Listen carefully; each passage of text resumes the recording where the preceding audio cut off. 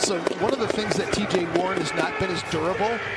He's played a career-high 66 games during the course of that's the most he's played any given season. He's the only player on their roster that's played all. First appearance here tonight. We saw him in the last game that he played last year as Gorgui Dieng gets an immediate block. Sabonis that gets it right back. Wow. And then Gorgui tries to take the charge, but Sabonis is going to get the bucket. Assists per game. Covington. And Covington hits on the Timberwolves' first shot. So factor in great defensive rebound, and they've got size. Well, they got a defensive rebound off the miss by Wiggins, and they turned it into 3 points by Lamb. Shabazz Napier was doing a really good job of playing aggressive defense. Covington pulls up for a three and connects. Been really liking how Robert Covington has been shooting the three and also rebounding the ball at a high rate. Sabonis a couple of moves and a finish, taking a career-high 3-point attempts, making a career-high per game. Gorgui Dieng. Such a great defender, good floor leader. Jim, a guy who spent 5 years at Virginia before going into the NBA as a second-round. Jim, it wasn't a great field of rookies that year, but there's no question he earns that Rookie of the Year award by being a lot better than a lot of people thought he was going to be. It's one of the things that, as a passer for me, as a post passer, I used to try to present the seams to shooters as T.J. Warren knocks down that little. Cub looking for another three, has another three. How about this shooting start for Robert Cub? Might work that in once in a while. Don't want to overuse it, but it is fun when we get suggestions like that. Teague, little floater game for Jeff Teague. We had fans on Twitter saying the same thing. It was great.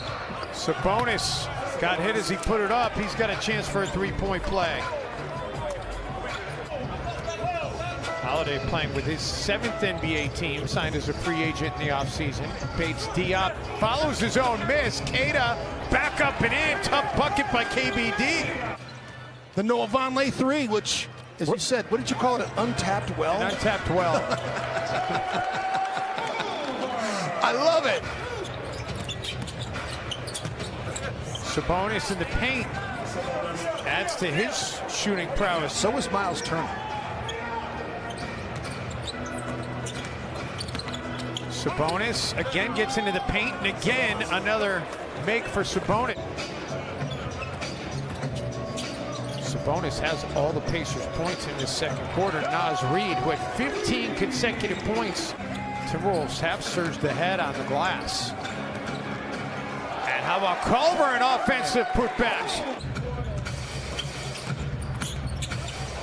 Sabonis, man. He's just down there dealing. Bates Diop, shot clock under 5. Spin, fire, and hit.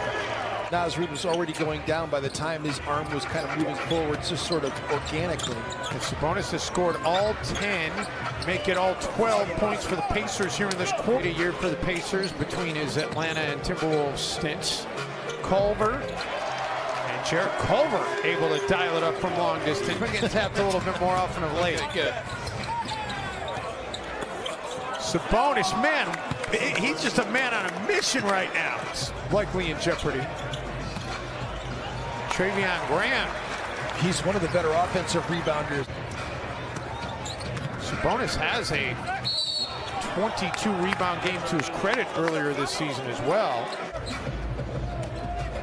Robert Covington may not, as Andrew Wiggins goes back door here and is able to score on Justin Holiday off turnovers. Just that they haven't been able to make it count. They won that battle against Oklahoma City. As Miles, he rivals Robert Covington up there as shooting at the highest in the league. Holiday tried to go for a charge, no call. Wiggins with a finish as a result. Was there at the nail help, getting strips, getting pokeaways.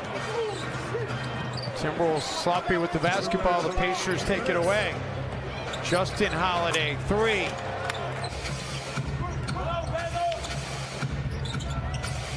Andrew has hit his last 3 shots. He started the game 1 of 5. He's 4 of 8 now. Screaming that he thought Andrew traveled. Mukogi, baseline drive. Oh, that is a baseline drive. And a flush to finish. Brogdon. Blocked by Okogie, but right there for the putback. I'm going to guess that's Rudy Gobert. Exactly. Just going to say, I was hoping Minnesota would be able to get that rebound. Covington, Shabazz Napier, Gorgie Jang, them all playing together, and then fill in the blank for who the other one was. TJ Warren able to get a little runner to go. It's underneath the basket next to the support. On the Timberwolves, the end the Timberwolves are shooting at. TJ Warren. It's like a pit stop. Oh, Jarrett Culver. Put that in the highlight reel right there. He's an excellent three-point shooter who's deserved the right to let it fly in that situation. A wide open three-point shot. And it has benefited the Wolves when he's taken that three more times than it's hurt them. Turner able to rattle it in. Culver attacking Turner for profit.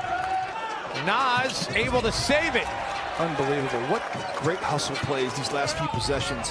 Culver gets into the paint. He's able to get around Holiday and lay it in. And his job by Culver to take away the back cut that time. McDermott set up there off the feed by McConnell.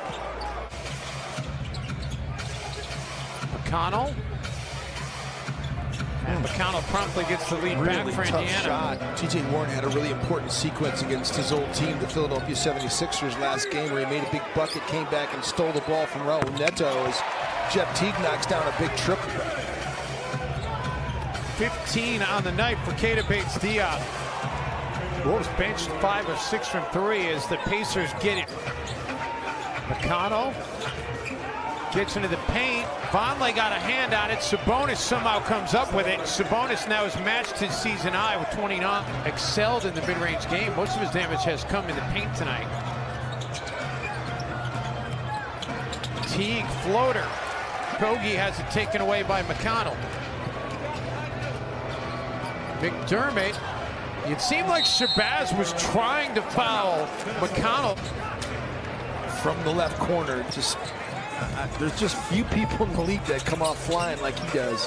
Napier, I thought, might have gotten away with a carry, but it's a good finish. The only reason Sabonis went down was because Napier kicked him down because he got pushed down. That is such a cop-out. And Jim, in 8 seasons with you, I don't think I've seen the double foul. Seeing him come up here on the big stage to be able to play would be fun too. Rocco, who started this game off extremely hot, has been kind of There's quiet. that man again, Jarrett Culver. Yeah, Culver. In this 2019 class. Brogdon, meantime, who was the best rookie in his class, able to connect from downtown. One of the best clutch scorers too. Last 5 minutes of the ball game, he's been fantastic this year. He's one of the top 5. Culver saying, "Put the basketball in my hands." Yeah. Only 4 players in the NBA with 15+ points. Brogdon knocks down another clutch basket. Doing more of what he naturally is good at, just playing on the perimeter. Nice drive and hoop by Jeremy Lamb right there. McConnell's in his first year with this team.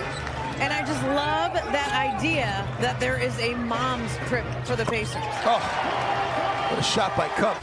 Really nice. Brogdon for Sabonis. It's an important sequence of the game here. Is Brogdon able to get past Gorgie Jang?